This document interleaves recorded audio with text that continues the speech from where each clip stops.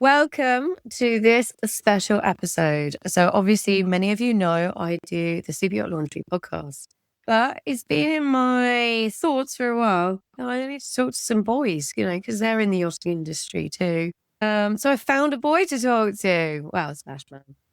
Welcome to the special Balls of Wisdom series, Conrad. Is that what you're calling it? I am calling it Balls of Wisdom. You are on Balls of Wisdom. Am I the first one? You are the first one. You are Yeah. So, welcome to this spin-off series where I get to talk to influential men in the industry. So, you can give yourself a little pat on the back there. Yes.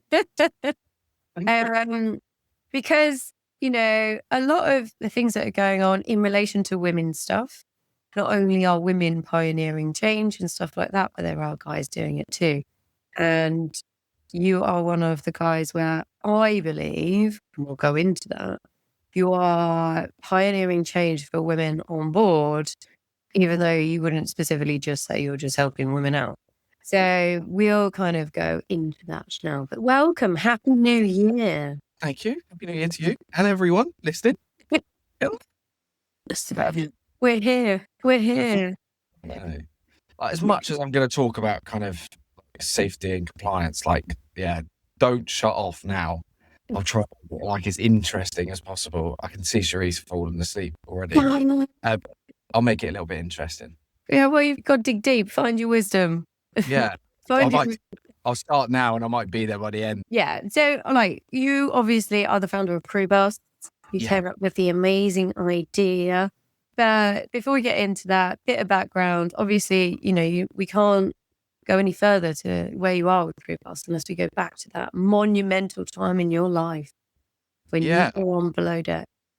Oh, we're starting there. We're not starting before. We're starting at below deck. But we can start before. What was Conrad doing before he decided to do below deck? It all started literally 13 years ago. I was in Spain and I was going nowhere with my life. And one day I got a call from my mother, of all people, and was you should have a look at this yachting business. They earn good money. And I was kind of doing nothing. And so, just did my courses and flew out to South France. Completely winged it for the first 3.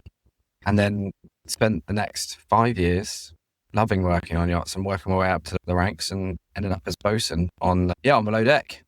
That was a wild card. I wonder,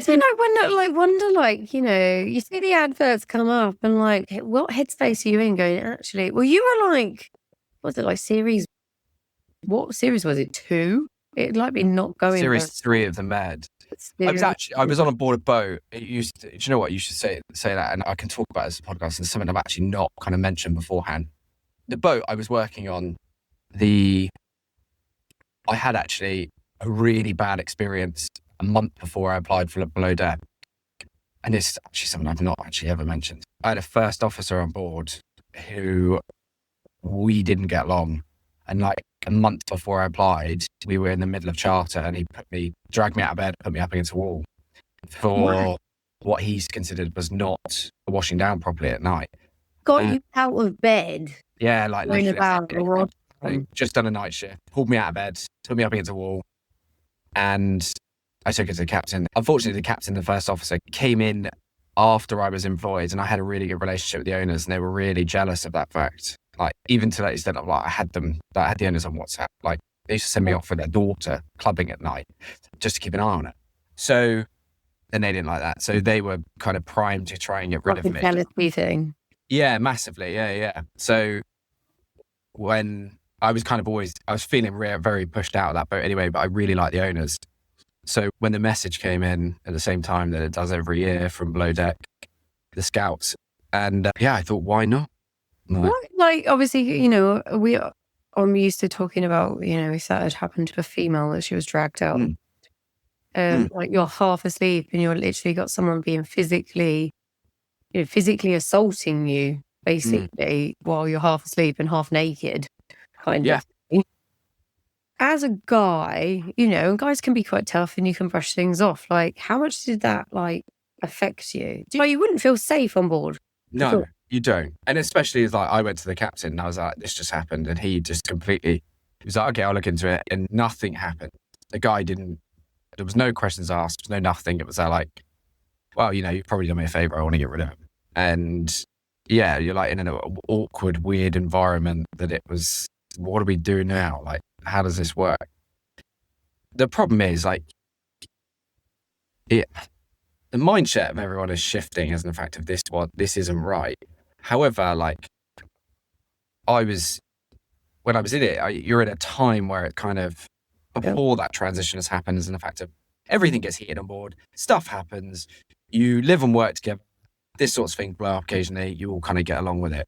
However, yeah, it was pretty dreadful. I'm not going to lie. Like, I was sharing a cabin with the bloke as well. So it was a captain. You expect to lead from the top, regardless of whether they're mates or not. You need to nip that in the bud for stability, on board. No, because all the other crew are going to most crew would be able to hear it.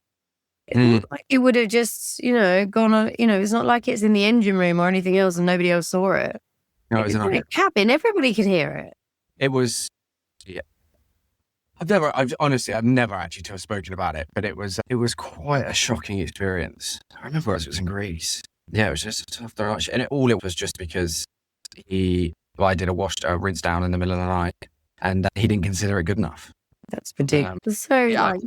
Crazy. And you see that, like I've said on other episodes, yes, okay, the small details are important. You do want to do the best job that you can do, but in the realms of reality, that doesn't warrant that kind of behavior. Even the washdown was bad, for the morning. It's weird that you even have to talk about it to try and work out what the hell, why would that even happen? And it's like you said, I think the industry we are now looking at, these kind of people that prey in those areas, because God, I work in a kind of a corporate environment. Jesus Christ, if you did anything along them lines, fucking hell, I'd have police on my doorstep. Exactly. But in yachting. And then you went to below deck where they sabotage everything. Yeah, I just went on below deck and had television. They want you to do a really bad washdown. I know. It's nuts, isn't it? So, yeah, it's two crazy experiences straight after one another. But it just, in some respects, taking the mick out of that tiny little that tiny little detail, which is, something that ended up being horrible, is something that is exaggerated in the next experience.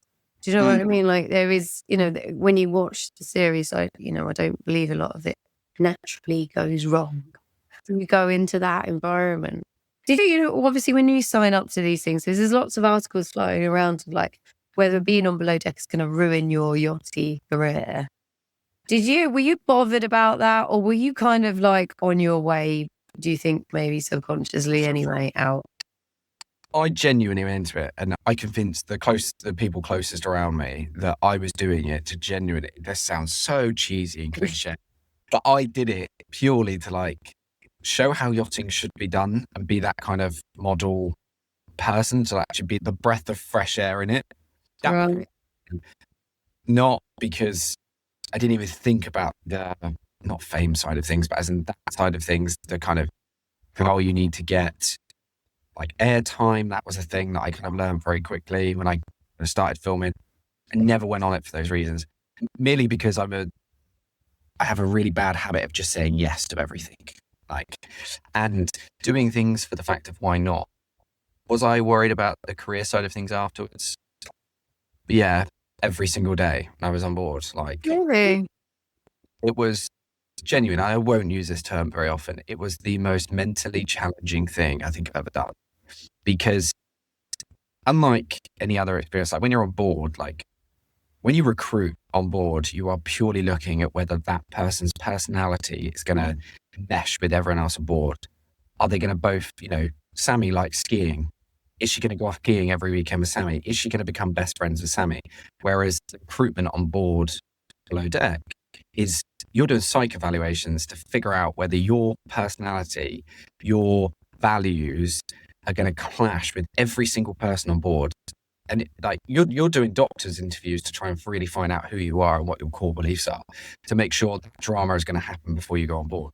So once you're on board, the mental side of things is you are constantly trying to figure out how everything you say can be twisted and turned around. You're trying to understand the storylines that they're going to play out, because obviously they're not going to show everything, they're going to show particular storylines.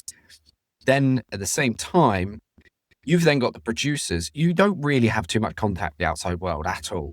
So that Stockholm syndrome of everything on board, you're then talking to the producers, like they become like your friends and they talk to you and kind of counsel you.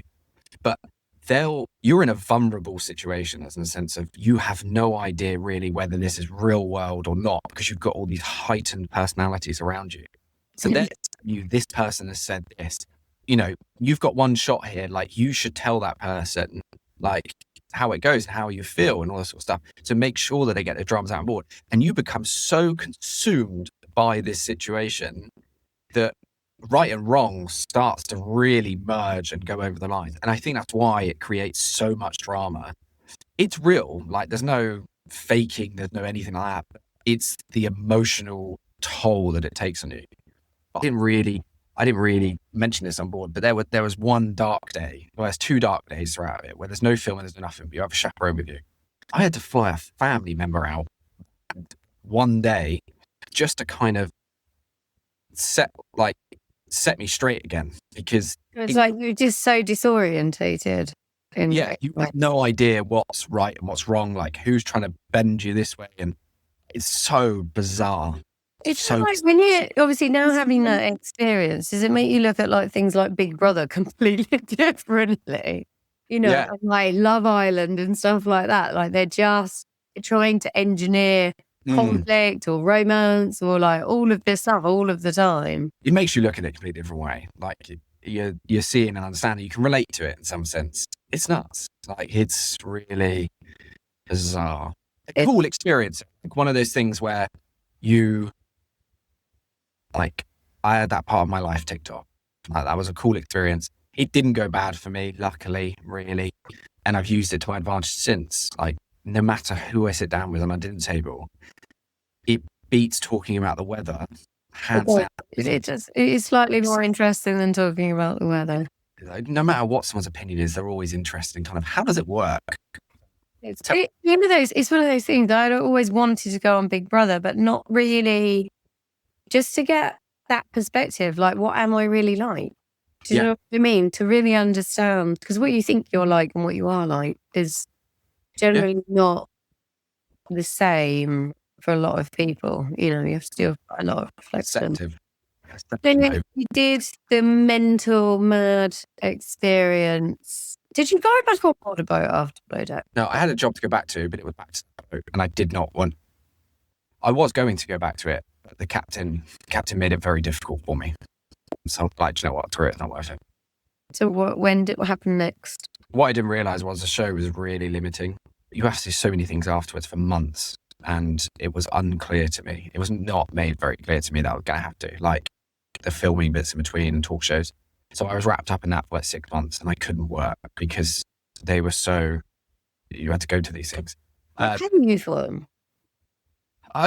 See, this is where I got screwed. So I heard of other people actually negotiating a retainer for that period. I helped the retainer, whereas I wasn't aware. I was just, sure, I can be there. I'll go for that. Just wait, the experience. They paid for everything, but I didn't get the compensation. And I've not got a penny since. And it blew up big time after I did it. It wasn't as big back then. It's blown up now. Well, it's huge. COVID really kind of put it out there. Yeah, like loads and loads of people, even my best friend, she watched every episode of every series that they do, all the different ones. Like I don't know. Yeah. I think she did that.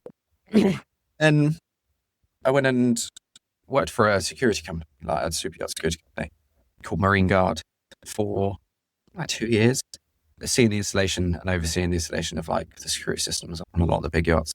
And it was during that time, like the idea sparked when I was back on my first boat for crew pass. Within 2 weeks of being on board, I was chaperoning the kids to every water park and theme park in Europe.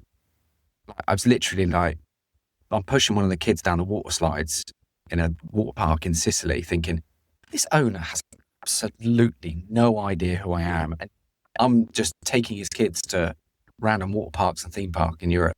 And I'm just working on board. Like, no one's questioned me. I worked in a school before that for a brief stint. Before I'd even able to apply for the job, I had to undergo a DBS check. You know what it's like. I mean, looking back at that scenario and having, you've got kids of your own now. Do you think that's bad? No, like, I wouldn't leave my kids with with just anyone, let alone let them take them off to a water park. And I guess like these owners come aboard and they just assume that everything is done to the highest levels because they get the highest service, and no one's really questioning who these people are.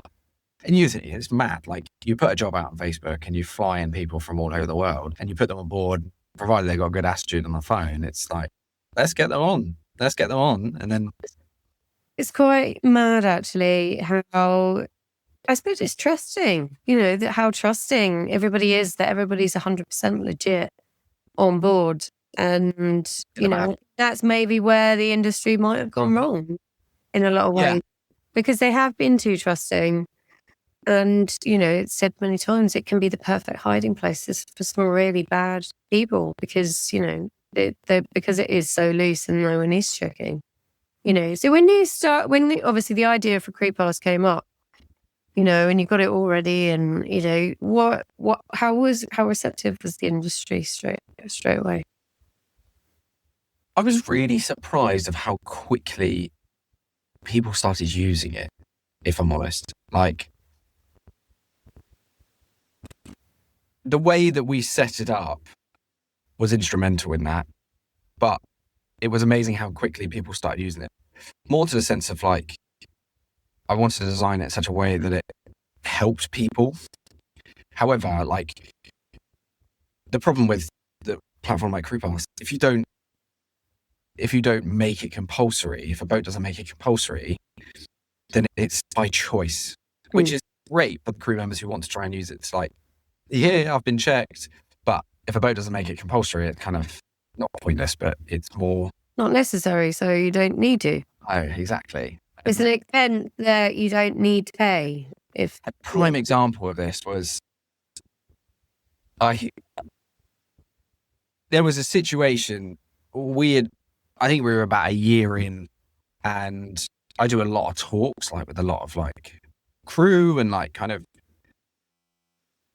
giving them like a download of just being a crew member, coming from experience, like working your way up the ranks, all that sort of stuff for newbies coming into the industry. I had a situation where I was talking to one group, and generally they come up and ask questions afterwards. And this one chap came up to me and was like, look, I'm just about to kind of get Crew Pass and just want to go through it, but I just want to make sure that will I pass or will I not? I've got a criminal record. I've got stuff on my record. Stuff on your record is fairly common, like drink driving. That's the most common one.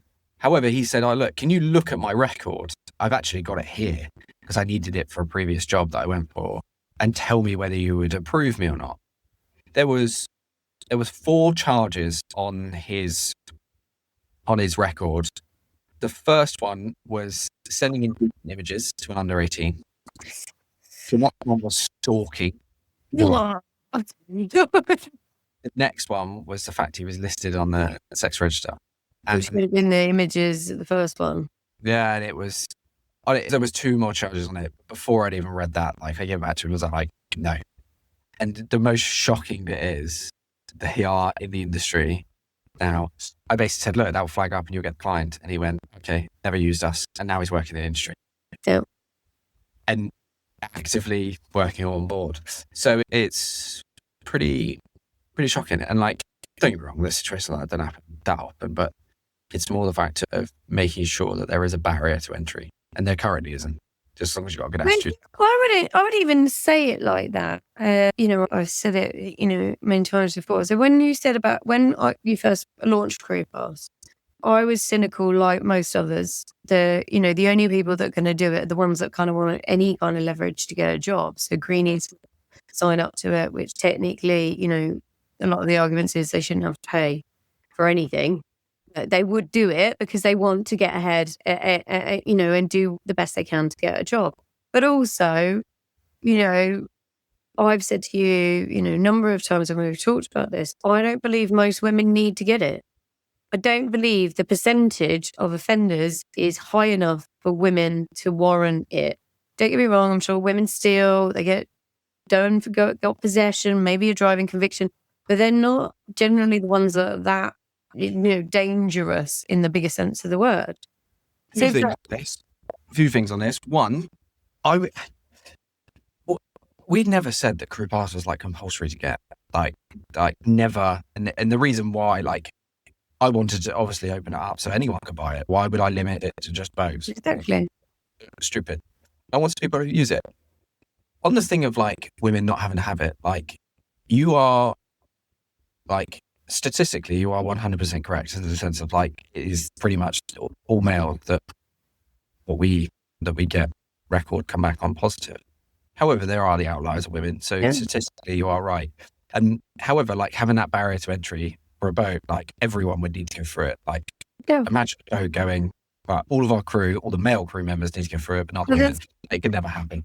It can't happen, but that's the way the world works. So, like, for what I'm trying to say is, you know, if you look at it, so when people say, oh, you know, it, you know, in the beginning, like getting greenies, you know, when greenies signed up for it and all of that kind of stuff, technically, yes, they don't need to, but then women don't need to either. But we don't live in a world where you can do that.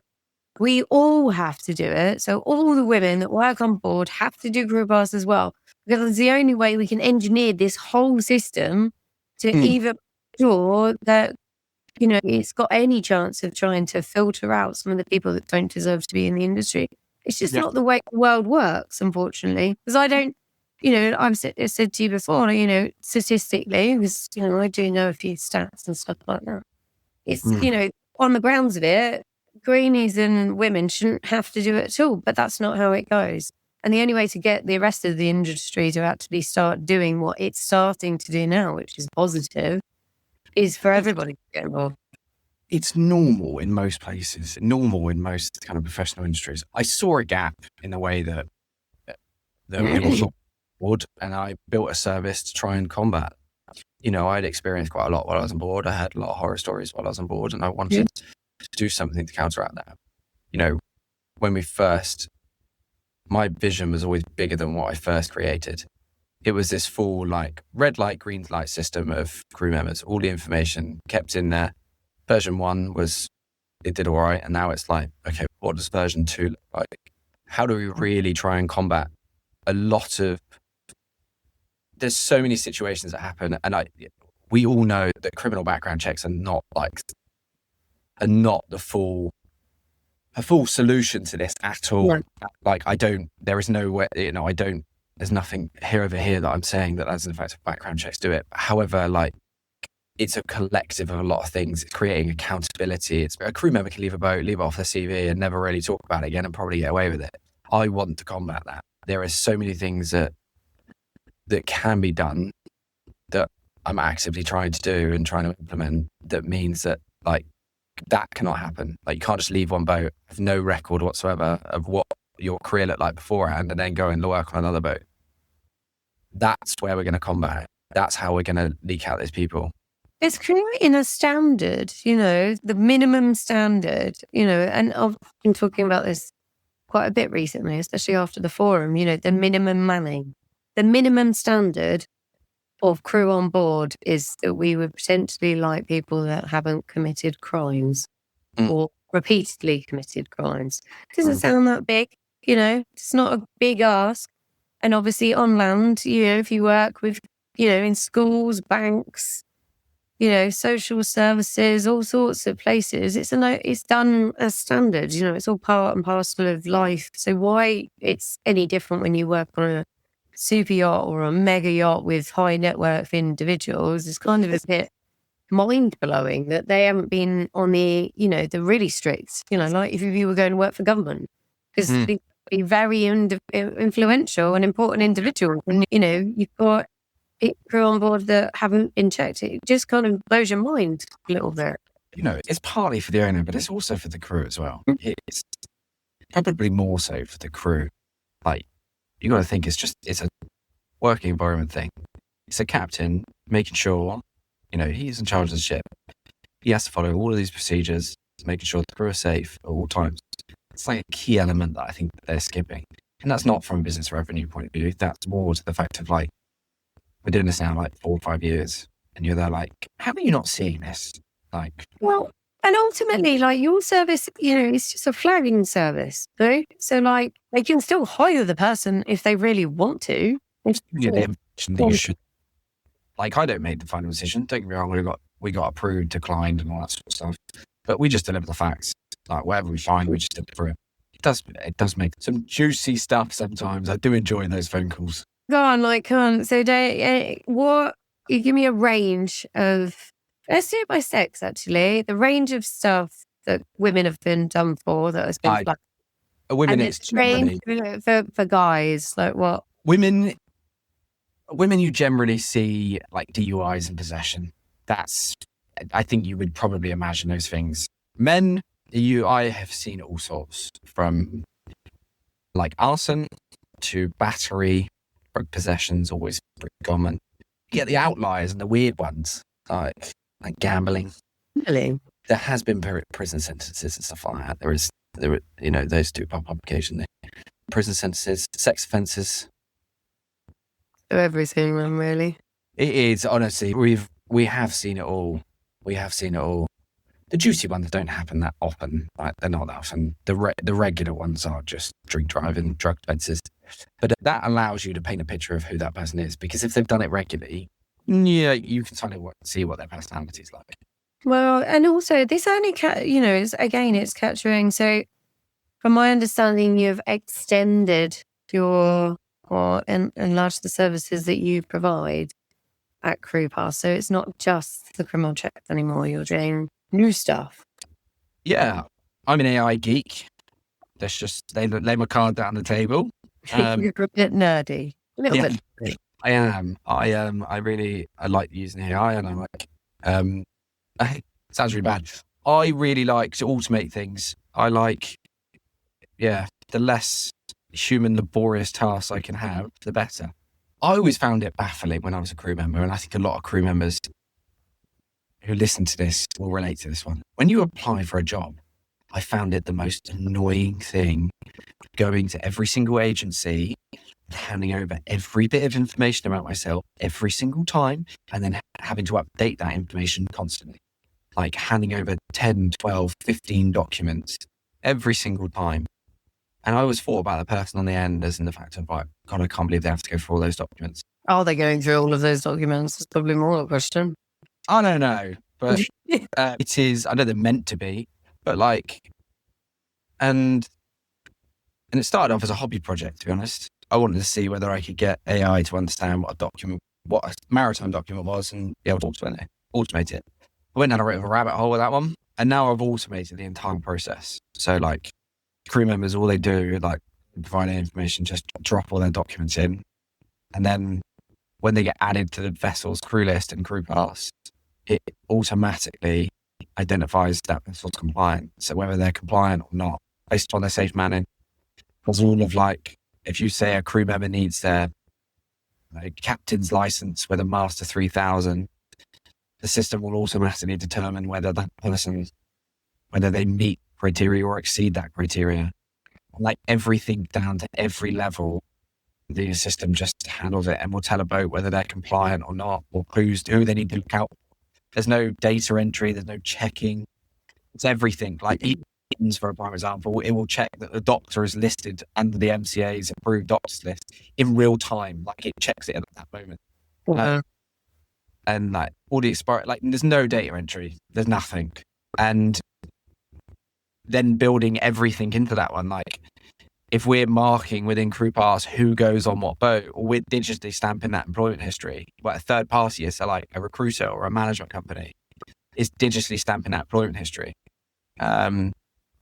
So we create a verified employment history of when someone comes on a boat, when someone leaves a boat. So because I hate that when you have to go and do your CV and like, when did I join again? We don't remember. Then we create a connected network. We know which crew members were on board what boat at what time. And then we allow them to kind of see verified references of who was connected with who at what times. And the same way with self-reported, like you can kind of see that mesh of information. It creates that transparency in the fact of if that person is jumping from boat to boat and causing problems and they're just leaving off their CV, well, now they're held accountable for that. Wow. So they are aware. They may have had a bad patch, but everyone does. And then likewise, then with like applying for a job, and this is something we just released, and we've got one of the big management companies at the moment testing out for us, where they just create a link with the position on board, or we've already got all the position requirements, so they need like a Master 3000. So they send that to the candidate because they've already got a crew pass account and everything's already on their crew pass account. They just press apply. They press one button and the system automatically identifies whether they've got all the documents, everything they need for that one role. If not, they just have to upload that one certificate that they need or nothing at all. You're streamlining that entire apply, get placed on board. There's no documents, there's no nothing. It's just all automatic, all digital, all verified. That's where we're at now. Wow. I always knew that you were nerdy. It's just like, every time we speak, people, what the freaking hell? How much more nerdy can he get? I love it. Like, I saw a load of problems when I was a crew member, and now I'm like, I want to tackle it. And yeah. So it's free as well. There's no payments, there's no nothing. Don't ask me to pay for it. For God's sake, Conrad. Jesus, I'm not trying to take money from crew members again. Too complicated. Moans too much. It's understanding what you're buying into, I think, is the correct situation. So with, obviously, you know, if an individual, so what I like about obviously what you're doing, if they're willing to lie about their certificates, what else are they willing to lie about? I think that is quite a big statement. Or they're willing to lie and say that they haven't got a criminal record when they have. You know, it's not like, you know, anybody who has a criminal record is horrible. I know quite a few people that there was an incident, it all got a bit out of control. It's something that they deeply regret. They've never done it since. Do you know what I mean? It's not that kind of looking for that kind of individual. But it does sound like we're going to start getting to a place where we can catch, you know, serial liars and dangerous people that can find ways to hide themselves within the yachty world, which, you know, just don't deserve to be there. It's more, it's creating, how you're going to do it is accountability. Like if you have something with information you can see on the moment, a job post out there, and it's the Wild West. Who's going to apply, from what direction, who are they, where they come from? It used to be different.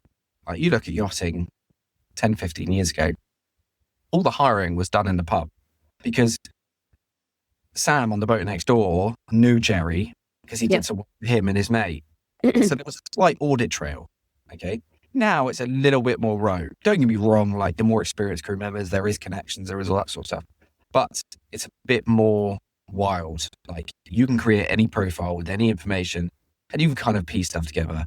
It is creating an audit trail where you know where someone's been, you can see who they've been with, and all of that information is collected. You know, the platforms are getting to this place, but there are so many things that are far behind in yachting industry that needs to be brought up. Well, like you said, it probably, if you go back 15 years, the main hiring style was, you know, I work with such and such on this boat, or you know, they've been doing day work down here and they know such and everything else. I still think that probably exists because if you're on board, you'll probably reach out to who you know first before. But the vessels are getting bigger. You know, the demand is there, and also they want to hire someone tomorrow. So they are leaning into probably unconventional stuff because the industry itself wasn't as fast paced as what it is now. You know, vessels are functioning like hotels, you know, and they've got events on, so they need the staff for that event. So who they got? Do you know what I mean? It's rapid hiring, which I didn't feel like that was particularly that intense when I was on board. And I think if you spoke to people that were on board 20 years ago, I'm pretty sure that 100% it wouldn't have been quite so rapid, especially turnover. It is pretty rapid now. It's two things on that. One, I don't think it's any more rife than it was before. We just got better systems, better access to this information. I'm sure there was a lot of people in the past that were escaping a previous life. However, the technology is now there to be able to understand who people are. Yes, it takes a little bit of time. There is a lot more people coming in the industry. Below Deck can be thanked for that one. There is no denying it. Yes, probably cause a bit more. That's realistic expectations of what the Aussies like. Yeah, but I don't think it's any worse than what it was. I think there's more people in the industry, so that's why. However, there are the routes and means to be able to identify who these people are and get rid of them. Yeah, I think that's one of the things that I especially after last year, we have to find a way to start really closing the net on some of these individuals. Do we start getting them either convicted or making it just so uncomfortable that they can't actually get a job? Creating that accountability. That's what I'm aiming for. Yeah, how do you I've got no interest. I'm not a feminist. I'm not about to bash guys. I know loads of guys, all very upstanding. But unfortunately, at this moment in time, the industry doesn't have a way to catch arseholes. There's just no way to try and make sure that they get pushed out or held accountable for what they're doing. So how do you do that? I genuinely working. I've been plugging away for the past 7 months to try and build something that really is the first proper thing that's ever going to combat that. We've got a load of accounts. People have got those accounts. We've background checked a lot of people over the past 4 or 5 years. And, the industry is really small. So the background check and side of things for us, we need to kind of branch out to kind of other areas. And it was kind of looking of how we kind of do this with the compliance and building towards the platform that I'd always kind of envisioned and wanted to see. And putting together those elements now that is going to create, I want to create safer spaces on board these boats. And I truly believe that adding these elements that I'm doing now with the employment history, where it all kind of links together, it builds your inner network as such of people that you've touched during your whole career or starting your career or whatever, creates that accountability for those references. You claim that you worked on a boat, but those people are going to be phoned and going to be contacted to see whether you have worked with that person. And then, let's face it, a CV, you are literally putting your mates down on it. You are putting the people that you like the most possible person. I know who exactly I would put on my CV, and I know exactly who I'd leave off. In my opinion, they're pointless. So it's that I'm trying to scrap. It's the verification of all of your information, putting it down together. So you can't just I'll change your name a little bit. Oh, I used to go by this name. Oh, no, let's bring everything together and let's make everything identical. And then it's moving and verifying all this information as it moves around. And everything from it. So obviously we're talking about, qualifications, official, convictions, also official. What about in the social media world? Because to be honest, you get some really nice people, but then they go on Yossi's name, fame and shame, and they're literally it's it's a free-for-all rant. And I'm like, I've met you, we've had a nice drink. You don't seem like that kind of person. There's a few bits on this that we do. So when you run the checklist, we run this happens automatically in the background, adverse media checks, warrant lists, watch lists, sanctions, all that sort of stuff. That all happens automatically. So the idea is if something happens that was notable enough to pick up in the media at all, then it will pick up on there. That picks up on our standard checks. Social media checks as it stands, and I'm going to be brutally honest one, are fairly pointless because if you have a profile that is private and you've been posting on it, pretty bad stuff, if it's private, you can't even access it with a social media check. If you make your profile private, it's not accessible. There are deeper stuff now that you can do. They're we call them enhanced internet scrapes. They basically take your name, picture of you, and your email address and search the entire web for your entire footprint. So blows my mind. That's even possible. And I hate the fact that they call it a scrape. It sounds gross. Like, that's where it gets interesting, because what it does is it like everything from like every post that you've ever created on websites, anything, like it's not just social media, it's anything like open forums that you've posted with your name or your email address, and even stuff like your accounts, like every account that you've ever created that's been signed up, or like all the accounts that I've created. I mean, it's got like everything from my Vivino to my Gmail account to my MySpace. Like, does it go back as far as MySpace? MySpace is shut down, but I'd love to see my Bebo again if I could ever find that. That would be interesting. For anybody who's listening to this that isn't old enough, back in the beginning of time when you had to dial up, there were some interesting, before MySpace. Facebook. No, not MySpace. What was it called? MSN. Yes. ERB. Anyway, back in the room. That is where it's at. Like, that pulls up some very juicy data.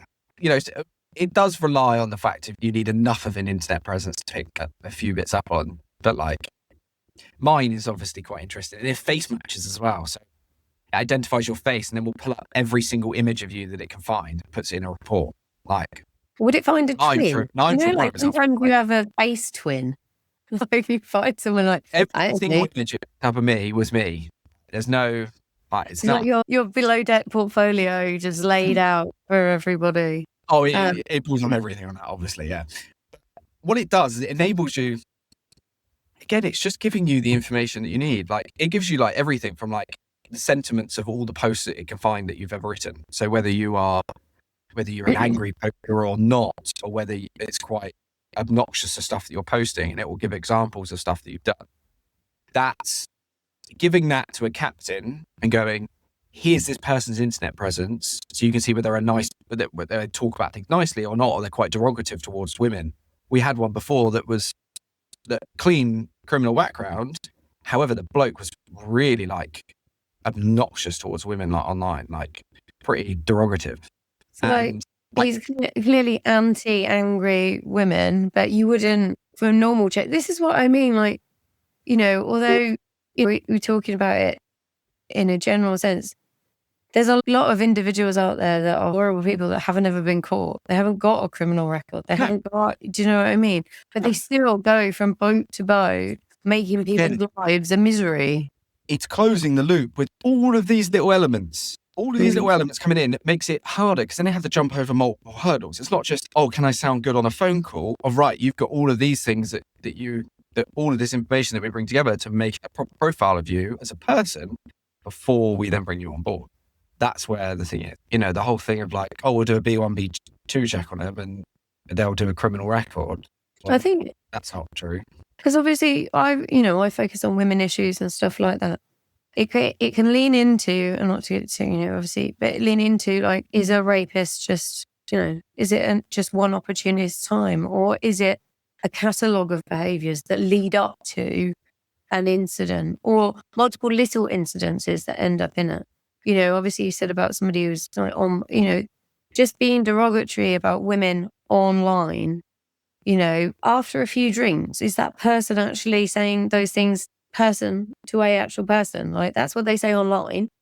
We've got the barrier, but after a few drinks, like in the crew mess, somebody's on their own. Do they have the courage to go, you're whatever? Do you know what I mean? And these behaviour doesn't just, most of the time, from my understanding, it doesn't just happen. It builds up to something. And I think being able to see that about people, I mean, it'll only happen for so long, and then that loop will probably close as well, because people won't be posting stuff like that. I think that's already kind of happening in a way. I know lots of people that have a online persona, and then they have, or they step away from social. Yeah. Keyboard warriors. Keyboard warriors. They're all on his name, fame, and shame. I love. There's a lot of angry people on that place. There is. Because I feel like a bit of a voyeur. I'm like, oh, they're a bit angry, aren't they? And then you've got to start reading through, and everybody's chipping in. It's the culture. It's anywhere. Some of it, because obviously we're all in it. some of it, like, they're like, do you know what? That has done some good. That has done some good. However, there is other sides of it where you're there like, there's two sides to every story. There is two sides to every story. I mean, from a female perspective, some women have been brave enough to put their experiences on Yottie's Name, Fame and Shame. And the comments afterwards, like most are like, oh, you know, get help and all of these kind of things. But some comments, I'm just like, what? You know, even if you don't think, you're not 100% convinced the story is true, why are you saying that? I honestly, there was an example in particular where there was a boat posted in there, and I know the captain very well, and it was a crew member that had been fired because of whatever reasons, and he posted up a load of lies in it, like a load of lies, to the point of it was only up there for 48 hours. However, because it was proven and taken down. However, one, we're letting just anyone any person in the background moderate that for starters. Secondly, that person had gone in there, made up a load of rubbish, damaged the reputation of that boat and that captain when it was all just lies. And that becomes very dangerous. But that's how it works. But it's wrong. But that's why I'm saying, like, some of it is good because it does bring to light the truth. And like, you see some women in there speaking up and showing their things. It does the right thing, in the sense of like, that guy's name is now tarnished for all the right reasons, because you can't obviously blacklist and all that sort of stuff, which I don't agree with anyway. But it's you know, but in other ways it can be very damaging for all the wrong reasons. Yeah, but what does the industry expect when you don't create proper channels of accountability? Do you know what I mean? Like, let's be honest, what is Yottie's Name, Fame and Shame? It's people going on there that feel like they haven't been heard, or what their grievances have been dismissed, or they've been treated like this. And it's a last resort. So, you know, if you haven't got proper channels where people can get these things ironed out, then that's, you know, that's where they're going to end up, aren't they? That is unfortunate, yeah. That's how it goes. So from your perspective, 2026, you know, career path, how do you, like, this for you, the focus is on just fine tuning what you're offering and trying to see if there's ways to just, you know, improve it. The background checking and the ID checking is still our core business as such. However, I spent last year building the platform. This year I'm going to roll it out across the industry. The idea is that crew members will have one profile and they will share that with every recruiter, every management company. They'll never need to share documents. It's always kept in there. And everyone benefits from that verified information, whether it be work history, whether it be their documents, whether it be their identity, their background check, everything. And boats no longer have to do their compliance. Like, it's all just in one dashboard and it's all there, all that information. No manual entry. I want to move towards that side of things. It will help a lot of crew members be safer because it creates accountability. You can't just erase your history. And that is my plan for 2026. And move into the wider maritime as well. The yachting industry is very small, very small. Yeah, and shipping is very big. Yeah. And cruise ships and all of that kind of stuff. You know, they're big old industries. Oh, so you're going to be out and about doing this for 2026. Yeah. I have to say, Conrad, like, obviously, you know, we've known each other for a while now. And because I am focused on, you know, what's going on with females on board, it's possibly the most exciting, interesting and hopeful stuff that there is out there at this moment in time. Because there are a lot of, you know, there's lots of people saying very good things, but there's not a lot changing. There's not a lot of action. You know, the harassment thing is very nice that's going through, and, you know, looks like a positive change. But, you know, I've said this before, you know, when a whole team on the interior becomes invisible when you talk of minimum manning, how do you ever get everybody else to recognize, you know, a whole interior team, which is part of that vessel, when it comes to minimum manning of that vessel, literally become invisible. They don't exist. So how can we make everything else so serious to take, you know, our existence seriously and validate it, if even in the minimum manning you're not there? I've got some I'm part of quite a lot of like crew safety groups. I often just sit in the background and let everyone talk and occasionally sit in on some of the webinars that they kind of do. And it's all kind of built around crew safety. You go to a lot of these like kind of conferences and there is crew safety ones and everything like that. This is no kind of disremark to the kind of those people or whatever. You see a lot of people talking about it, not a lot of people kind of implementing it. There's been a lot of things that have happened in the past, like year, 2 years. A lot of things that I think with the right solution, I'm a problem solver. Like, I see a problem and I'm like, I want to solve it. Like, you came to me with a problem and like, all I want to do is solve it. It's not about the money for me. It's more about kind of creating a solution. I listen to a lot of these groups and a lot of people talking and a lot of people just keep talking and no one's really doing anything. And my strategic plan is I just want to build something that works, that people benefit from and people get safe. Like and I genuinely believe I'm building the building blocks right now that are going to make a massive impact on a lot of yachties' lives and hopefully prevent something. It's not really measurable, but I think I'm really working towards it. I think, but I said there's some fantastic people out there and, there are some great conversations, but the industry is complicated and it's tricky to, implement some of these things. And, it is, a conundrum that needs to be solved. But I believe, I'm the same as you. I think a lot of this stuff could be solved. Not for change. Yeah. But what's the worst that can happen? It all stays the same, right. But we'll give it a shot. But no, I think 2026 is going to be very exciting. There's going to be a lot on the horizon. But yeah, no, I think it's cool what you're doing. It can only help. It can't make anything any worse. Do you know what I mean? If you stop 4 or 5 arseholes getting on board, or I've stopped way more than that already. Well, good. That's good. Yeah. And I enjoy that bit. So yes. But they don't deserve. It is a fantastic industry. It's a fantastic group of people. They don't deserve to be on there. I don't think, anyway. No. Thank you for being my first Balls of Wisdom guest. Look at that. The Balls of Wisdom. So who would have thought Conrad had so much wisdom? Whether that's a compliment or not, but anyway. No, I really do appreciate you taking the time talking to me about what's going on with you. And long may it continue. And hopefully we can maybe do another series to see how it's all going. A very positive follow-up episode where the world has changed. Thank you for anyone that's actually still listening. Actually, congratulations. Well done. We tried to make that really interesting for you guys. If you've enjoyed this special episode of Balls of Wisdom, we have a whole series for you to listen to.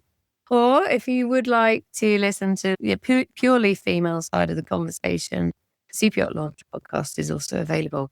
But until the next time, I shall see you all later.